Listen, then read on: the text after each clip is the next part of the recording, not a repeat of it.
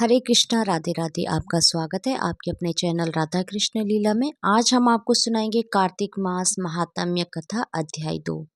भगवान श्री कृष्ण आगे बोले, हे प्रिय, जब गुणवती को राक्षस द्वारा अपने पति एवं पिता के मारे जाने का समाचार मिला तो वह विलाप करने लगी। हाँ नाथ, हाँ पिता, मुझको त्याग कर तुम कहाँ चले गए? मैं अकेली स्त्री तुम्हारे बिना अब क्या करूं?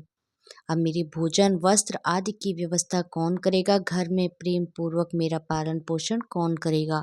मैं कुछ भी नहीं कर सकती, मुझ विधवा की कौन रक्षा करेगा? मैं कहाँ जाऊं? मेरे पास तो अब कोई ठिकाना भी नहीं रहा।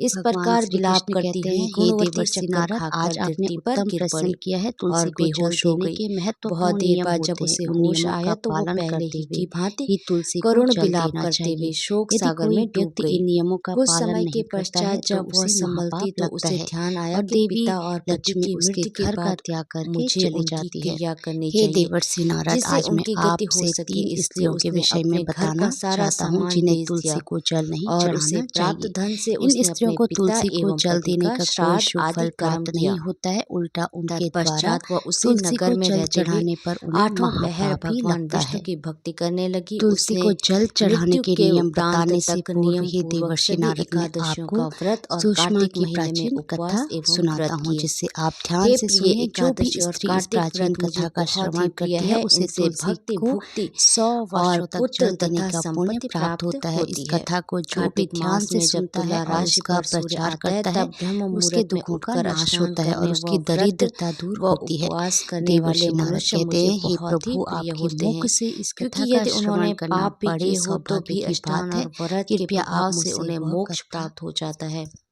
कार्तिक में स्नान, जागरण, दीपदान तथा तुलसी के पौधे की रक्षा करने वाले मनुष्य साक्षात भगवान विष्णु के समान है।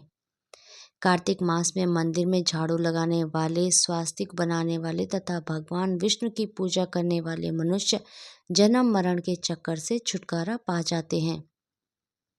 यह सुनकर गुणवती भी प्रतिवर्ष श्रद्धापूर्वक कार्तिक का व्रत और भगवान विष्णु की पूजा करने लगी। हे प्रिय, एक बार उसे ज्वर हो गया और वह बहुत कमजोर भी हो गई। फिर भी वह किसी प्रकार गंगा स्नान के लिए चली गई। गंगा तक तो वह पहुंच गई, परंतु शीत के कारण वह बुरी तरह से कांप रही थी। इस कारण वह स्थिर हो गई। तब मेरे भगवान विष्णु दूत उसे मेरे धाम ले आए।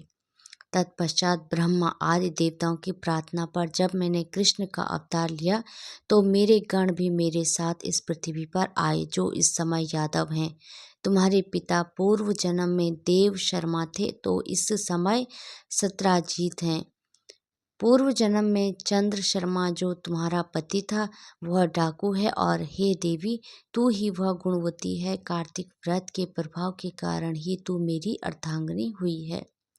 पूर्व जन्म में तुमने मेरे मंदिर के द्वार पर तुलसी का पौधा लगाया था। इस समय वह तेरे महलों के आंगन में कल्प वृक्ष के रूप में विद्यमान है। उस जन्म में जो तुमने दीपदान किया था उसी कारण तुम्हारी देह इतनी सुंदर है और तुम्हारे घर में साक्षात लक्ष्मी का वास है। जो कि तुमने पूर्व जन्म में अपने सभी व्रतों का फल पति स्वरूप विष्णु को अर्पित किया था, उसी के प्रभाव से इस जन्म में तुम्हें मेरी प्रिय पत्नी हुई हो। पूर्व जन्म में तुमने नियम पूर्वक तो कार्तिक मास का व्रत किया था, उसी के कारण मेरा और तुम्हारा कभी वियोग नहीं होगा। इस प्रकार कार्तिक मास में व्रत आदि करने वाले मनुष्य मुझे तुम्हारी समान प्रिय है।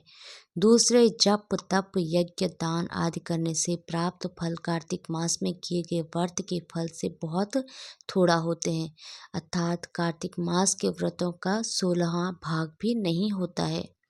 इस प्रकार सत्यभामा भगवान श्री कृष्ण के मुख से अपने पूर्व जन्म के पुण्य का प्रभाव सुनकर बहुत ही प्रसन्न हुई। हरे कृष्णा, राधे राधे। भगवान श्री कृष्ण और राधा रानी की कृपा आप सभी भक्तों पर हमेशा बनी रहे। जय श्री राधे।